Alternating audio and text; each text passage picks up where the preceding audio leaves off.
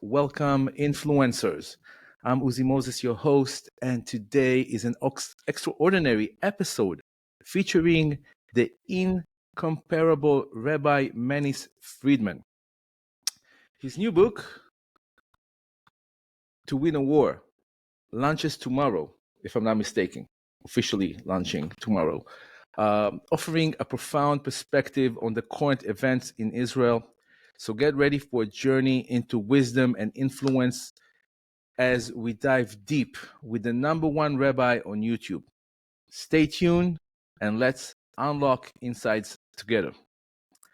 Rabbi Manis Friedman, how are you this morning? This afternoon. Thank God. Thank God. You know, your new Awesome. book.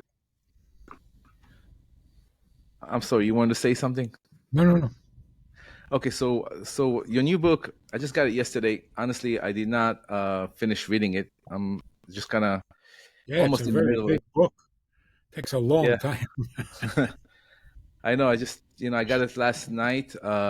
So I was reading a little bit about it, and it's very, very interesting perspective on everything. And you tackle the ongoing conflict in Israel. This book is the result of that conflict. Is something that if October 7th wouldn't happen, we would not even have that book. So can you share with us the core message you hope readers will take away from this work, regardless of their background or beliefs? But one of the many points is the difference between defensive or offensive. Why is there war? Why does war exist? Where does it begin? There's got to be a positive, uh, a positive function that makes the existence of war justified. But then, of course, like, all good things, it can be abused. It can deteriorate. But originally, what was war all about? And that's helpful to know because it guides us in how to proceed with war on all levels. So there's a very simple concept. We are here to fix the world. Tikkun olam. To elevate the world to a higher standard, to a higher existence, to a higher purpose. Well, if you say, I want to fix the world, you have declared war. That's what war is all about. It's repairing or elevating a world that is not complete and is not perfect. So if it bothers you, if you can't accept a world being imperfect, you declare war on that and you say, I'm going to perfect it. So the original principle of war is really the principle of elevation. God created a world that needs help. It needs elevation. It needs purpose. It needs a lot. And we're the ones who are supposed to make it happen. So life itself, in a way, is a war. The war of perfect over imperfect, godly over ungodly, good over evil, light over darkness. Now, if that is the purpose of war, just getting right to the current situation, if that is the purpose of war, to give goodness dominance over evil, that doesn't sound like a defense. That doesn't sound like being defensive. It sounds like going on the offensive. Hello? You're going to change the world. You're not going to let it be what it is. So the whole notion of having a defense army, Israeli defense forces, that's not enough. We'll defend ourselves should it be needed. Otherwise, what are you going to be doing? Sitting on the beach? Sunbathing? What are you going to be doing? Life itself is a battle. You can't just wait. If and when you're attacked, you will defend yourself. That's not a purpose in life. That's not a goal. That's not living. It also invites abuse. You know the kid in the schoolyard who always gets bullied? Why? Why does everybody pick on this kid? Because this kid invites it. He announces to the entire school, you can beat me up and it won't cost you anything. How does he do that? By saying, I'm not here to hurt you. I'm good. I just want to defend myself. Okay, we'll give you something to defend yourself against. That entire posture, that whole mentality. No, we're just trying to be nice. We're just trying to be friendly. Leave us alone. Well, then you're ripe for bullying. You're the perfect victim.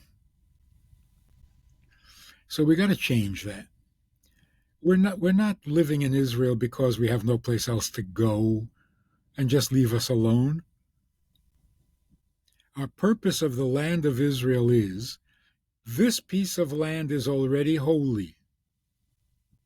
Now, how do we get the rest of the world to be holy? That's not defensive, that's offensive. Take responsibility for the rest of the world and do something to make the rest of the world holy. That's active, proactive, not defensive. So part of the problem for the last 70 years is that we keep inviting the bullies.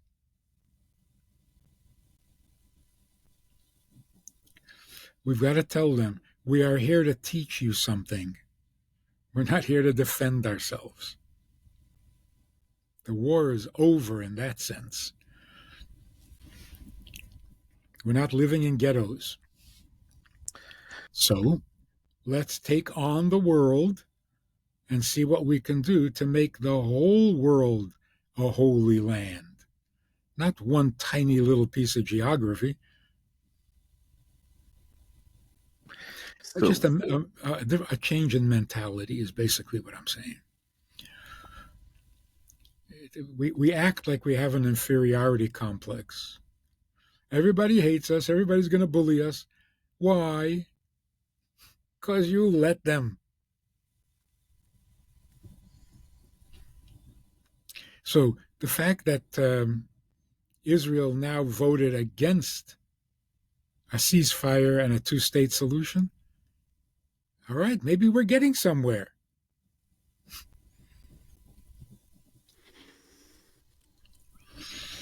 I see. So in today's world, how can individuals,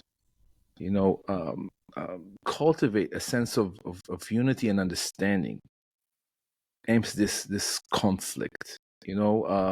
Drawing from the Jewish wisdom, from the Jewish tradition. What is really happening here? Is this is the end of time? Is Mashiach coming? I mean, what can what can people do as individuals? Well, let's look at the damage and then figure out how to repair it. The damage is we have suffered 2,000 years of discrimination, abuse, horrors, and it has damaged our self-image. We don't have the confidence in our own beliefs, in our own values, in our own traditions. It's almost like we apologize for our existence. 2,000 years of persecution can do that to you. Not surprising. In fact, it's surprising that we're not more depressed. So how do you cure 2,000 years of persecution and loss of confidence? We got to find the reasons for self-respect. We got to see what is great about what we're offering the world. And the more we appreciate that and the more we understand that, the more confidence we have to speak to the world. So the call of the hour is get your confidence back. Let me give a quick example.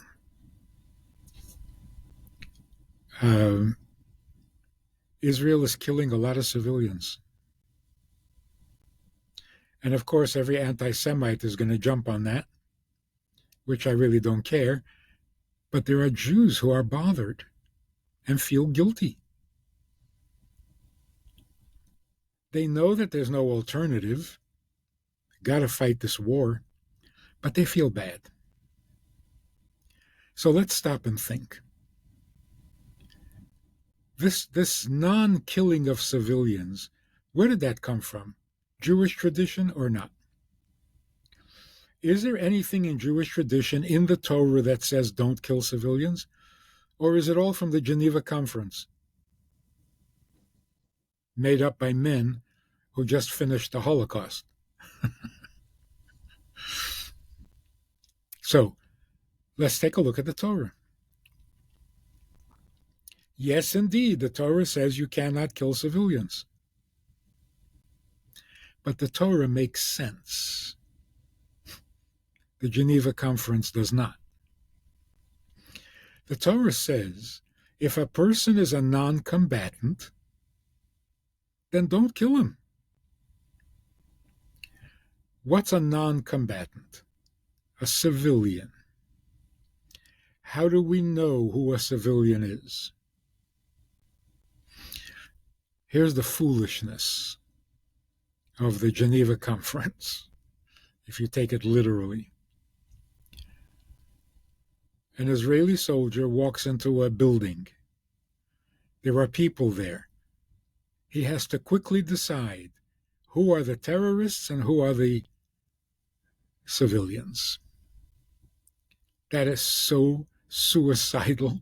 That is so nonsensical and so immoral. We're in the middle of a battle, and I have to figure out who the civilian is?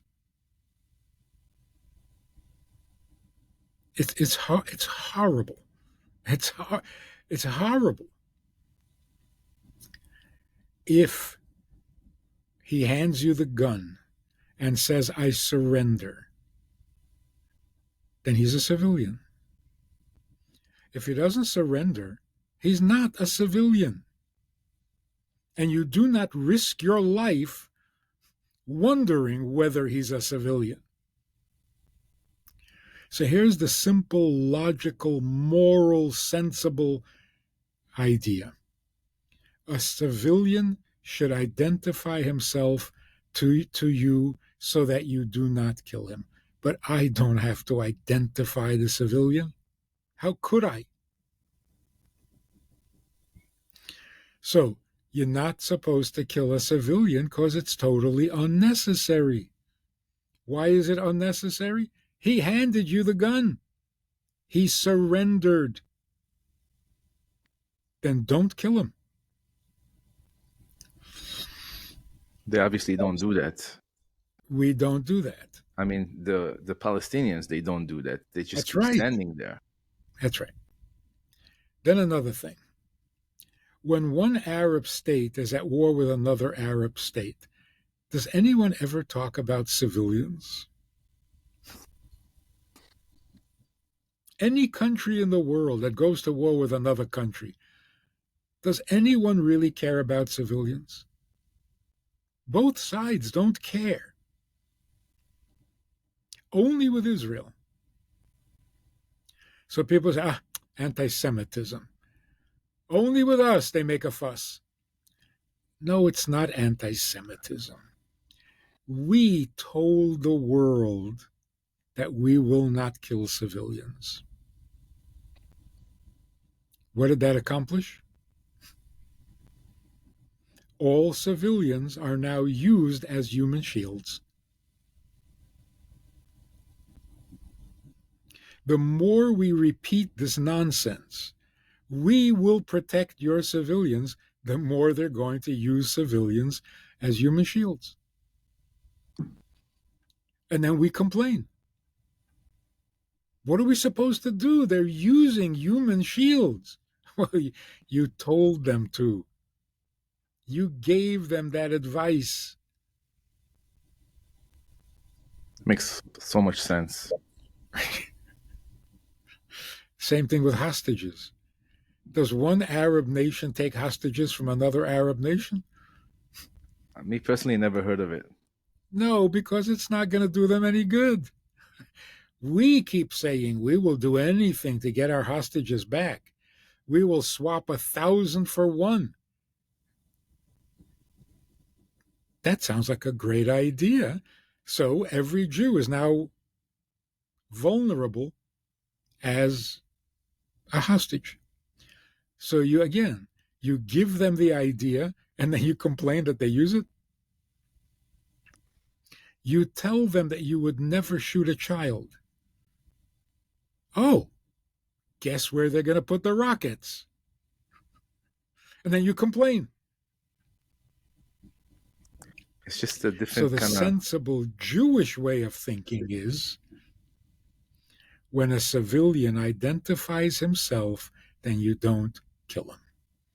And that applies to babies also. Obviously, the baby can't identify himself. The adults that are responsible for this child must identify the child as a civilian, not as a shield, because a shield is a tool of war. So if the baby is being used as a shield, the baby is now a weapon. The parents or whoever it is has to say, oh no, this baby is innocent. We're not using the baby as a shield, so don't kill him. And then you don't kill him. It's all so decent and so moral. It is immoral for a government to say, we will risk the lives of our soldiers to make sure that we don't kill your civilians. Government has no such right. You can't sacrifice the life of your soldiers. Of course, no country will ever do that. It's immoral. We think we're being very moral. And the enemy laughs at us. And that's why we keep losing the PR war. We're always wrong. We're always, oh, here we killed a baby, here we killed a hospital, here we killed a civilian. We're always wrong. But we gave them that idea. We played right into their hands. If we stopped reminding them that civilians are safe, they will stop using civilians as shields because it won't do them any good. So you have saved their civilians more than by saying, I won't shoot them.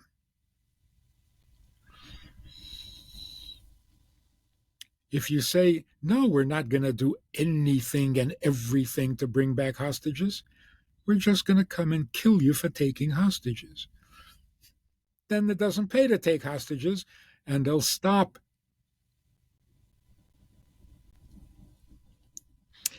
Jewish wisdom is the only wisdom left in the world. Why are we apologetic? What are we answering these accusations? Oh, it's a massacre. Yeah, if you don't behave yourself, it'll be a bigger massacre. Why can't we talk like everybody else? Oh, it was a massacre? We'll do an investigation. We'll arrest some of our soldiers. Don't be ridiculous. So, just an example of how we can get our pride back simply by realizing we have the best morality. We don't need a Geneva Convention to make us crazy.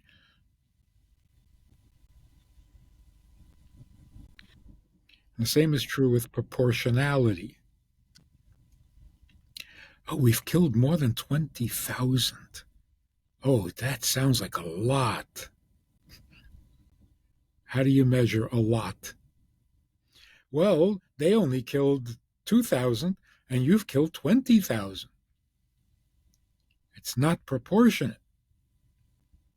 It is the most ridiculous argument. First of all, the only way to win is by doing more than the enemy. If you do exactly what the enemy does, the war will never end. There'll be no winner, there'll be no loser. You kill one, I kill one. You kill two, I kill two. What is this? It is such a childish, immature attitude. You kidnap one, I kidnap one. You rape one, I rape one. It is so embarrassing. In Jewish thinking, proportionality means you kill the amount of people necessary to produce peace, and then you can't kill another one. Once you've reached peace, you may not kill any more. That's proportionate.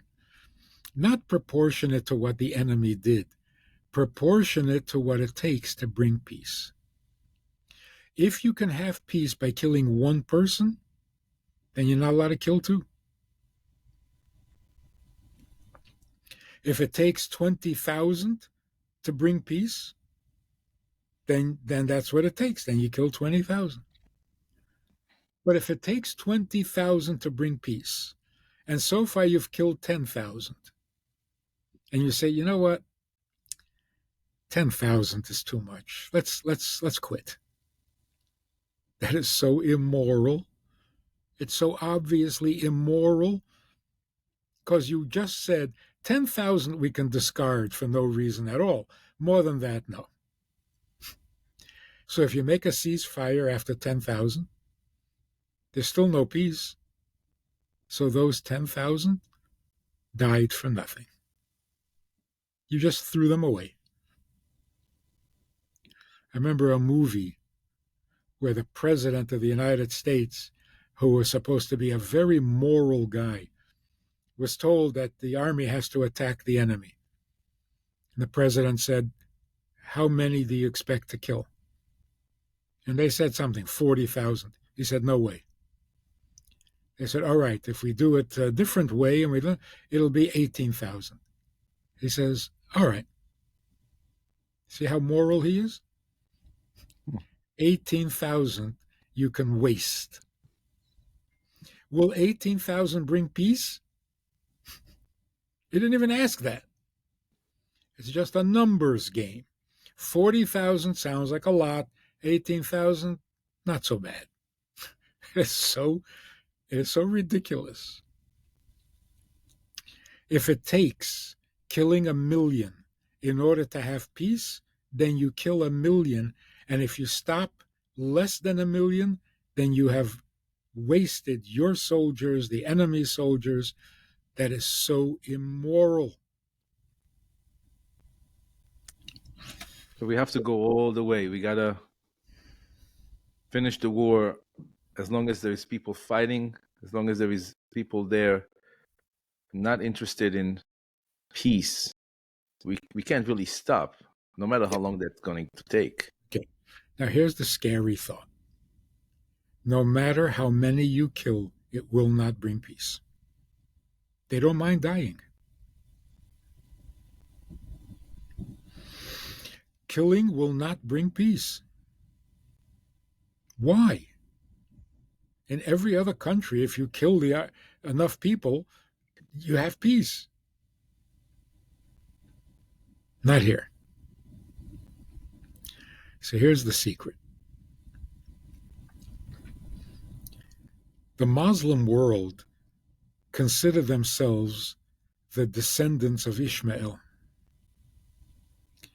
Now, Ishmael was the older son of Abraham. God gave the land of Israel to Abraham as an inheritance, which means literally, God said to Abraham, I'm giving this land to your descendants. It's not yours, it's theirs. The descendants of Yishmael come along and say, well, then it's ours. We inherit the land. We inherit the land means we don't have to fight for it. We don't need to use force. It's our land. The minute I was born, it became my land because I inherit. Now, you beat me up, you kill every one of us, it's still our land. So we now have an ideological problem. To bring peace means your enemy agrees that the land is yours. Killing is not going to convince them. So maybe they deserve to die anyway, just for their atrocities. But will that bring peace? I guess not. Not with their ideology. On the other hand, we are the descendants of Yitzchak. We never use that argument.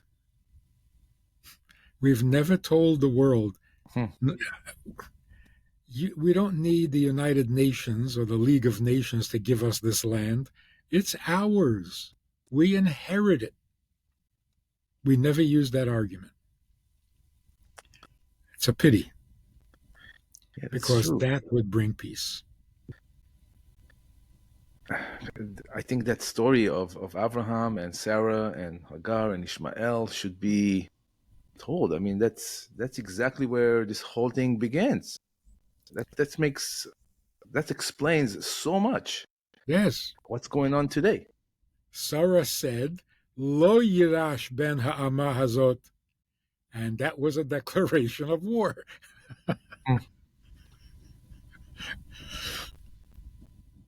That's it. There's your history.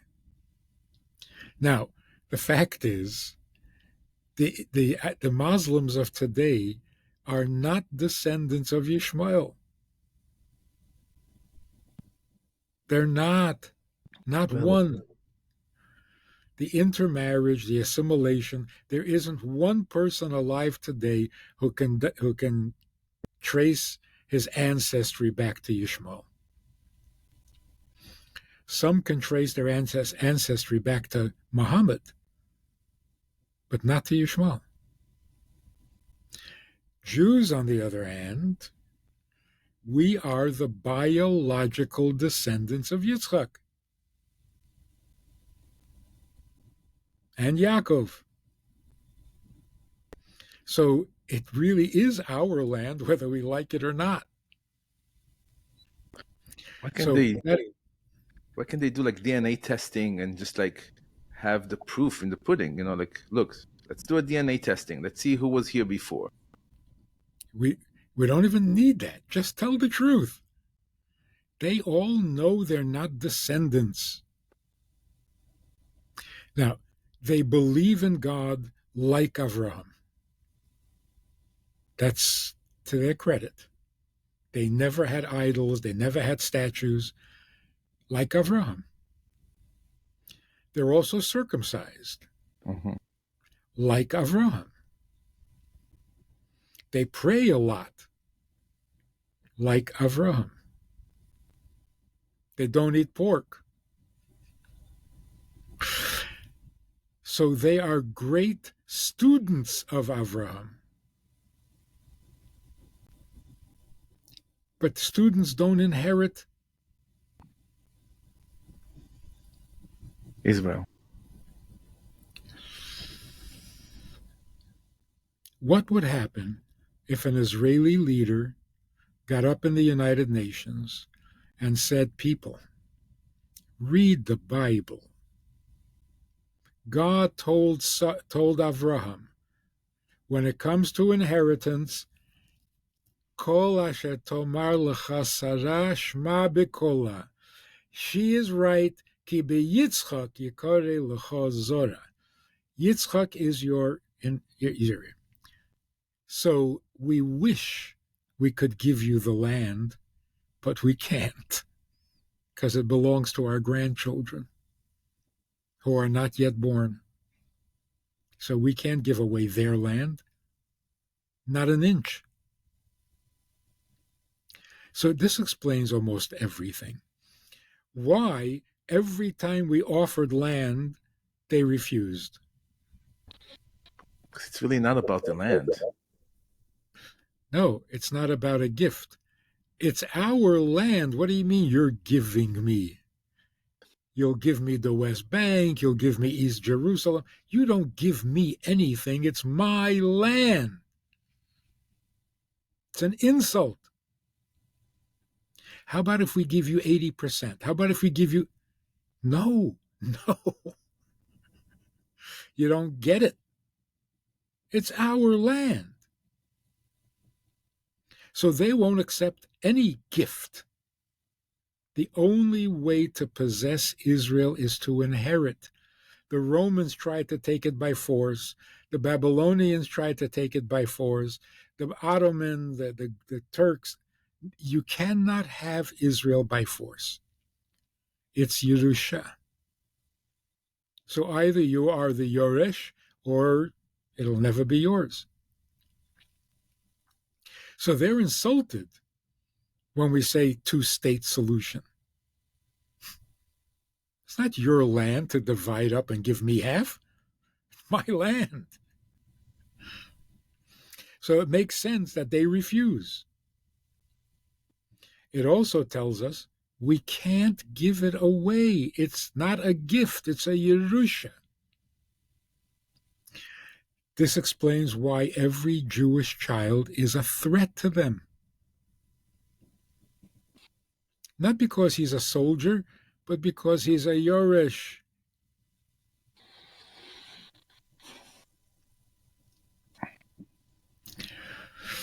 We have to make it clear to the world. It's our land because it is an inheritance.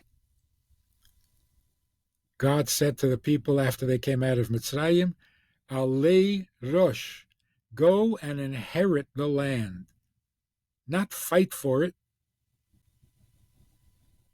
Okay, if you have to fight, fight, but it's an inheritance. Will that make a difference? If we say that in the United Nations, will it make a difference? The United Nations, I don't think so. They're hopeless. They don't like us there.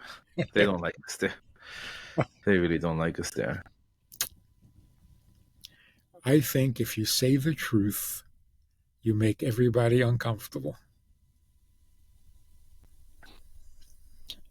The truth is powerful. Because if we don't believe that, we might as well just give up. Truth is powerful. When people hear truth, they back off. Partly because truth is so real, and partly because they know they're lying. Once you say the truth, they can't lie anymore.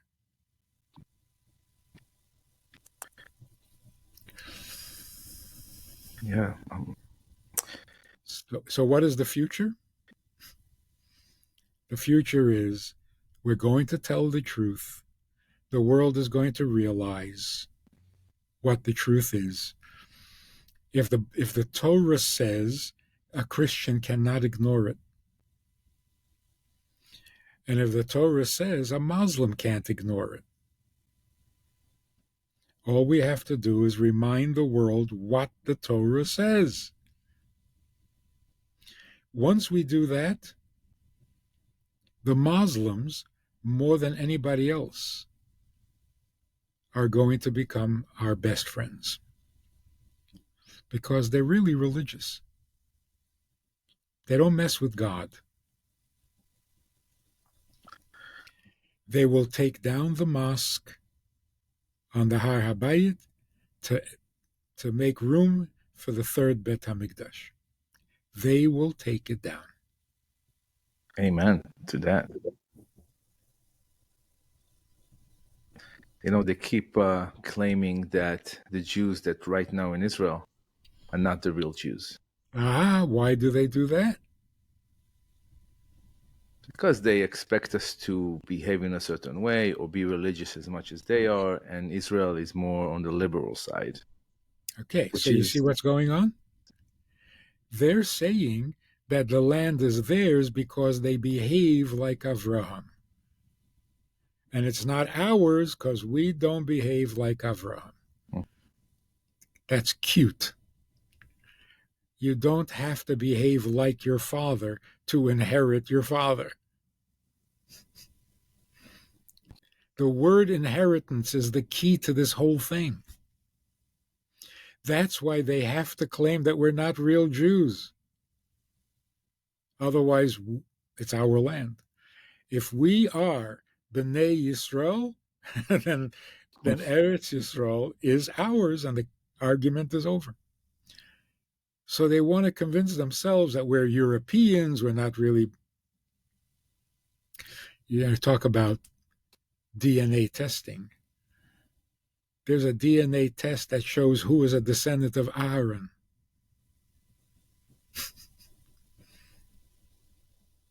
So, yeah, we can pass that test. We don't need a test. We just need to tell the truth.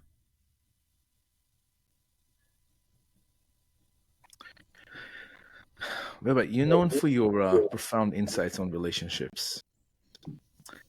How do you believe the principle of love and empathy can contribute to resolving, conflicts on both personal and social level? I mean, is there anything that we could use on that front? No, it's Hollywood. Love cannot resolve conflict.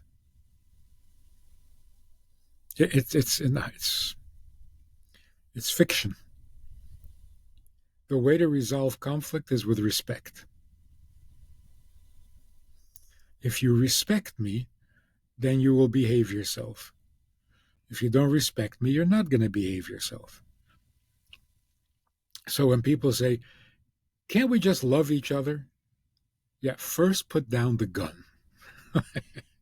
While you're holding a gun, we're not going to be talking about love. It's really so childish. Haba lahargecha, hashkem lahargo. That's how you resolve conflict. Once the conflict is resolved, then maybe if you're nice, I'll love you. Maybe not. I don't know. But while you're shooting at me, no, love is not going to help. It's not realistic.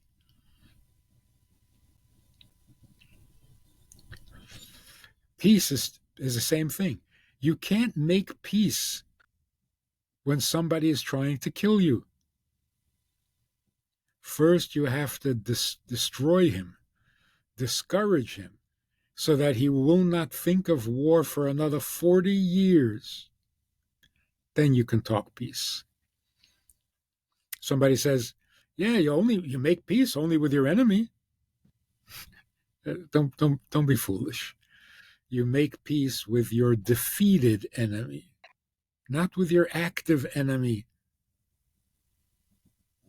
So peace talks, the peace process, what a lie, what a ridiculous, childish lie. There is no peace process because no one has lost yet. There have been 5 wars in Israel? No, just one endless war.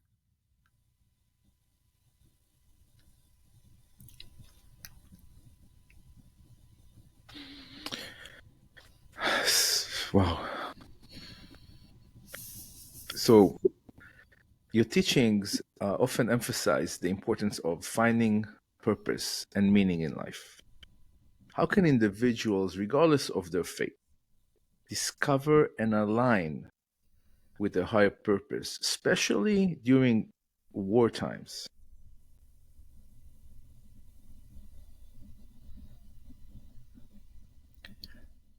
The word purpose means, what was God's reason for creating me? God's reason for creating me is my purpose. I can't just make up a purpose. Can you wake up one morning and say, you know what? I think my purpose is to become a fireman. It's not your purpose. That's your choice, your option. Purpose means before I was born, there was a reason for me to be born. That's my purpose.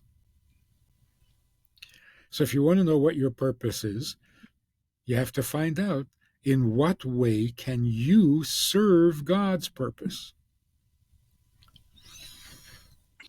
What does He need you for? That's it. That's your purpose. Religion has ruined everything, because religion tells us that God doesn't need anything, but if you pray to Him, maybe He'll help you with your needs. That is such a strange arrangement.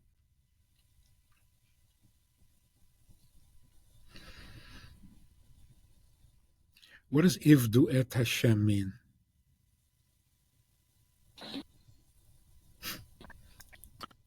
If He doesn't need anything, how can you serve Him? What does it mean you hire a servant and then tell him I don't need anything? What'd you hire me for? It's frustrating. Imagine you're a butler in somebody's house. You say, would you like a coffee? No. Tea? No. Food? No. What am I doing here? Ivdu et Hashem means do for Him what He needs from you. What does He need from you? To make His world better. It's His world. He's interested.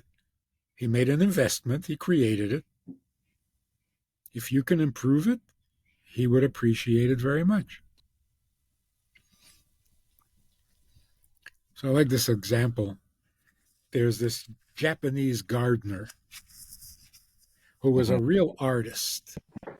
He can turn a jungle into a beautiful garden, right? And he sees this neglected piece of land, and he can't stand it. So he goes and he gets rid of the weeds, and he plants beautiful bushes and flowers. He turns it into a Gan Eden. All of a sudden, somebody walks up to him and gives him a check. He says, what is this? He says, that garden that you just created, that's my land. So I have to pay you. We talk about tikkun olam. We all want to make life better. We all want to make the world better. And we do. Whose world are we making better? So everything you do that makes the world better, God will reward you, because it's His world that you're fixing. So who cares more about that land than its owner? That is our purpose. Now, each person has a specific contribution that they can make that is unique. How does a simple laborer make the world better? He has no influence on the world. So let's say he works in a factory. He produces bicycles. Do bicycles make life easier for people? More enjoyable? Yeah, definitely. Producing bicycles means you are a partner with God in creation. You're not just going to work to make a living. You have improved God's world. God will pay you. The same with everything. If you work in the post office and you deliver people's mail so that people can communicate with each other, you're helping make the world a better place. So tikkun olam, we're doing it all the time. Unless you're homeless and you have no job and you haven't. The average human being, 8 billion human beings, contribute to the welfare of this world. That is serving God. Now, the Jews, that's another story. From the Jews, God wants more. Okay?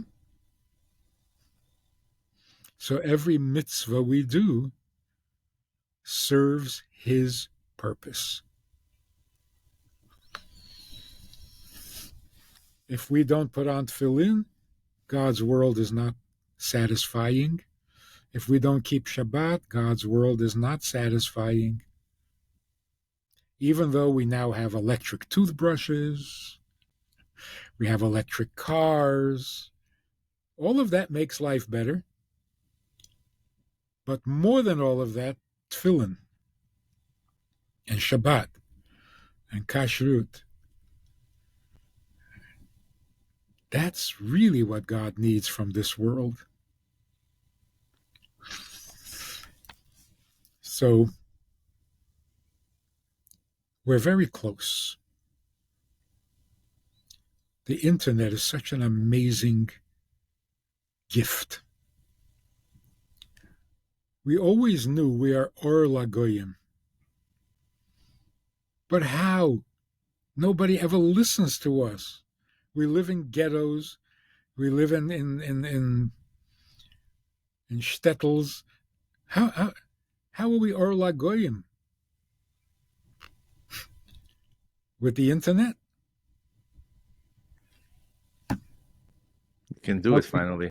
How can you not be Or Lagoyim? You gotta live in a cave. Yeah, we can do it now. And the world really wants to hear from us. Christians are not so comfortable with Christianity. Muslims are not so comfortable with Islam. They want to hear what Jews think.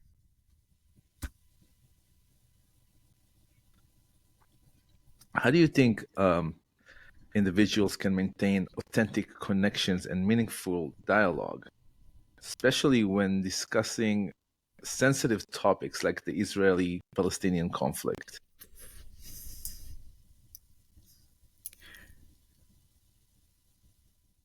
The only way that we can talk to the world is if we speak like teachers. This is not a debate, and we're not in a debate team. We are the teachers. We have some answers. Anybody who wants to know the answers, will share it. But we are not going to compare philosophies or religious beliefs. We are the teachers. If you want to be a student, we will teach you. You want to debate? No. There's no debate. So the Jewish attitude today has to be, the capital of Israel is Jerusalem. If you don't know that, then I'm too embarrassed to even talk to you. Sorry. Does the sun come up in the east and set in the west? You want to debate it? No. You don't know what a woman is? Then I'm too embarrassed to talk to you. Well, why can't we discuss it? There's nothing to discuss. Go back to kindergarten. We are the chosen people. You don't know that? Then why do you even think you should be involved in a conversation? If you don't know that the Jews are the chosen people, if you don't know that God gave the land to the Jewish people, if you don't know that we came out of Egypt with 10 plagues and the sea split, you don't know that God gave us the 10 commandments, what do you know? And you want to debate it? If you want to learn, we will teach you. You want to know what God said at Mount Sinai? Sit down quietly and I'll tell you. You want to tell me what God said at Mount Sinai? No, thanks. You weren't there. Why do we lower ourselves into these debates? What gives you the right to the land of Israel? If you don't know that, then go back to sleep. No more. Can't legitimize their position by even engaging in such a conversation. How do you know there's a God? Go to sleep. Oh, you think you're a philosopher because you can ask a question? I'm not discussing it with you.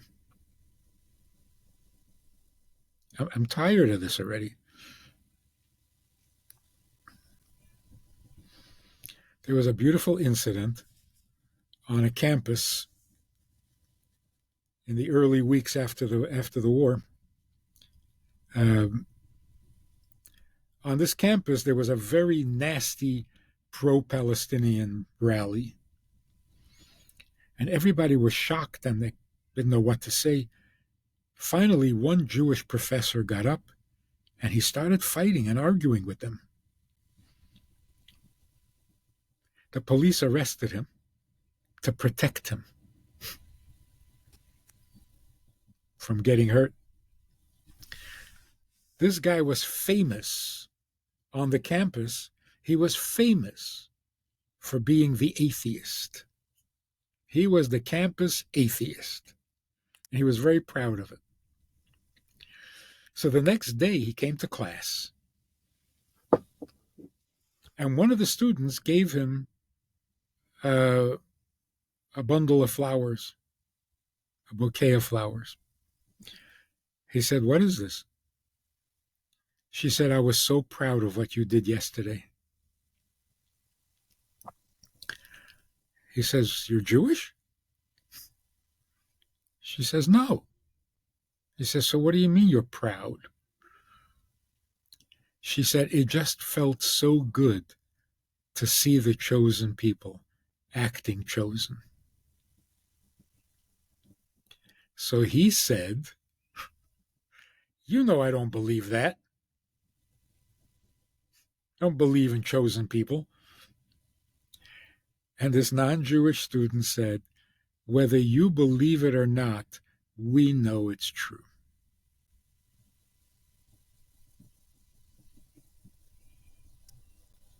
It's a beautiful story. The guy was atheist. So this student is saying to the professor, by being an atheist, you think you're fooling us? You're not fooling us. You can be an atheist, you can be a communist. You're the chosen people. We all know that. So it's time we stand up and say, yes, we are the chosen people, so let us teach you something.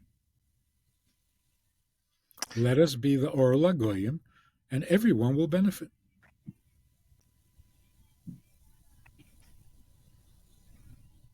You know, That takes a little confidence, not arrogance. Confidence. Exactly. That's exactly what I wanted to touched, the idea that people will say, "Oh, you think you're better than us? You're chosen, and we are not chosen." This is like a arrogant, statement, so to say. But what do you say to those people? So, "What, you better than me? You're chosen, and I'm not." All religious people believe in prophets. נכון? Yeah. So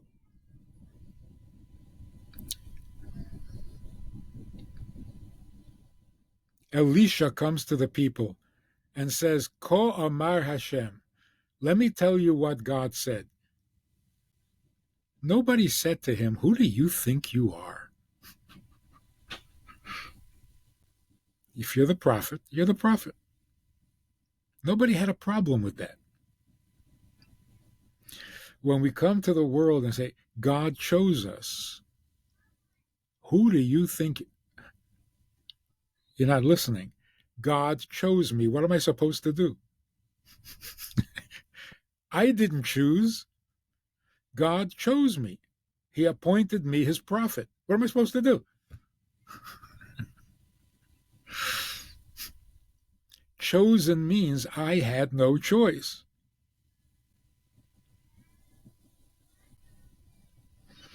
So the only option I have is either to act chosen or to make believe I'm not. Make believe is not an option.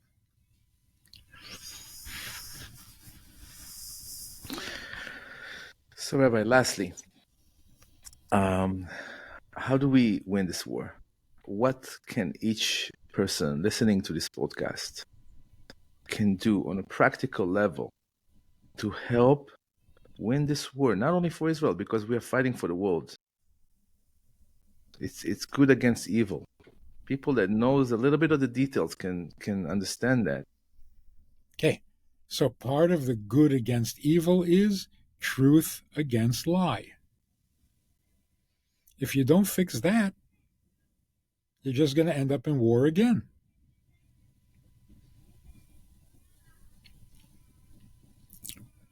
We got to start telling the truth because there is no other truth. The world has become so fake. Everything is a lie. And nobody apologizes for it. You know, every commercial is a lie. And yet, it's legal. You're allowed to lie and cheat people out of their money.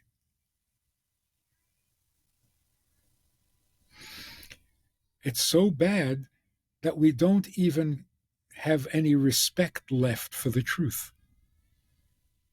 What's the point of telling the truth? Lies work. So lie better and you'll succeed. That's the world we live in today. Whoever lies better wins. It's very sad. Dangerous. And that's all Hollywood. Hollywood is such a corrupting influence. Everything's make believe. It doesn't have to be true. Doesn't have to be true? You mean false is also good? Even religion. So full of lies.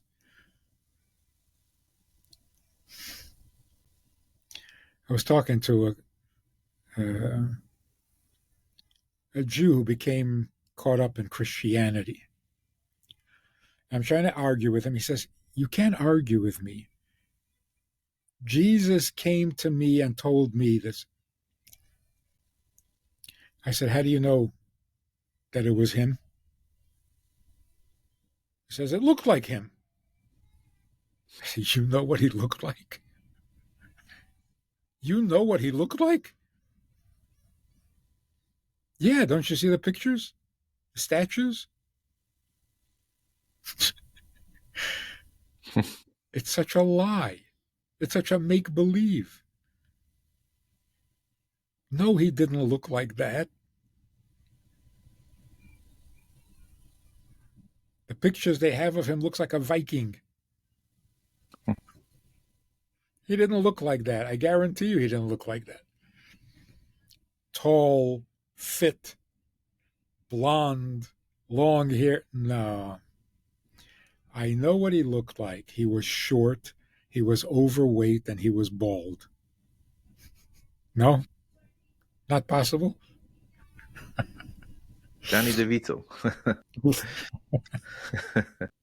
George Burns. So even that's fake. What are you hanging pictures because you made up, you fabricated an image? This is so Hollywood. We are very careful when we give out children's books and we want to tell Bible stories. Never draw a picture of Moshe. What are you going to draw? You don't know what he looked like. There's no lying. There's no fantasy.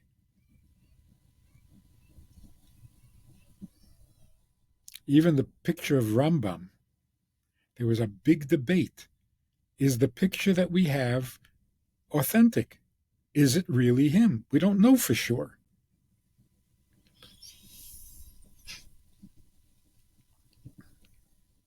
There's a statue of him. But was the statue accurate? You got to be careful with these things. You can't make believe and pretend.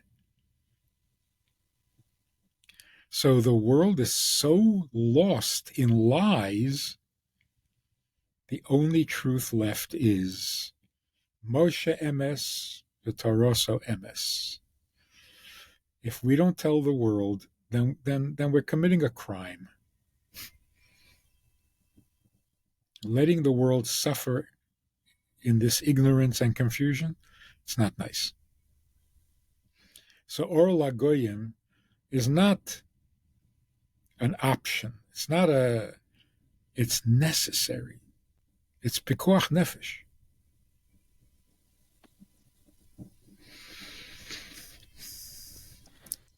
What we would say to the Jewish people, stop being such a victim. Stop it already.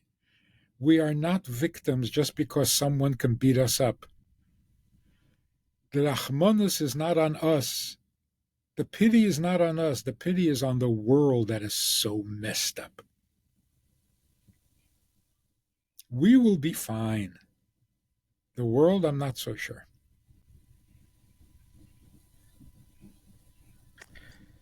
I can't help myself from asking you the question that has to do with the coming of the Messiah, which is what kind of makes us Jewish. Is part of our core belief. And you, as an emissary of the Lubavitcher Rebbe,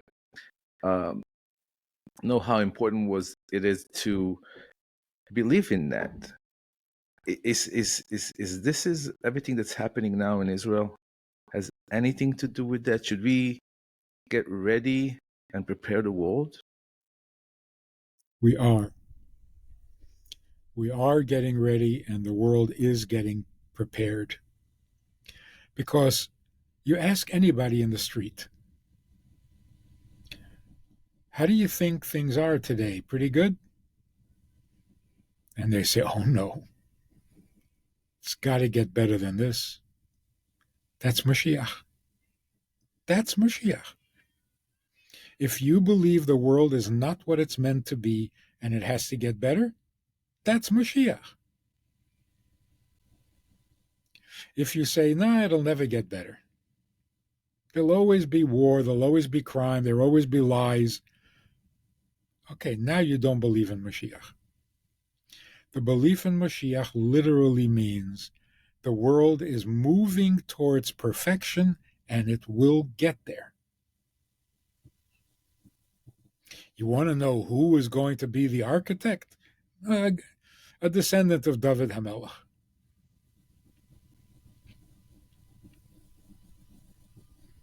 I was talking to a Catholic, and I said, Mashiach has to be a descendant of King David. He has to be from the tribe of Yehuda. He has to be a Jewish leader. He said, whoa, whoa, whoa.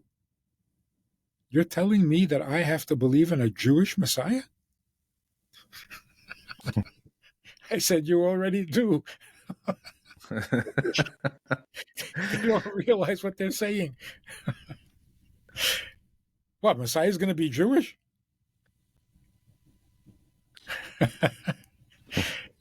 Yeah, you got that right. For over 2,000 years, they believe in it. And you picked the wrong Jew. But yes, it's going to be a Jew.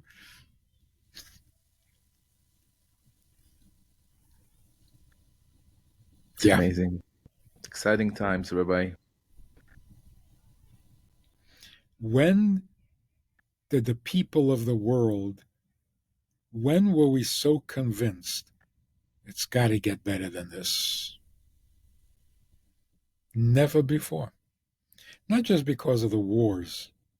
The wars are the least they ever were. Because of everything. We don't know right from wrong. We don't know good from bad. We don't know man from woman. We don't know anything. It's got to get better than this. Before every child in the world is mutilated with hormones and with operations and with... Okay. So we're much readier for Mashiach than ever.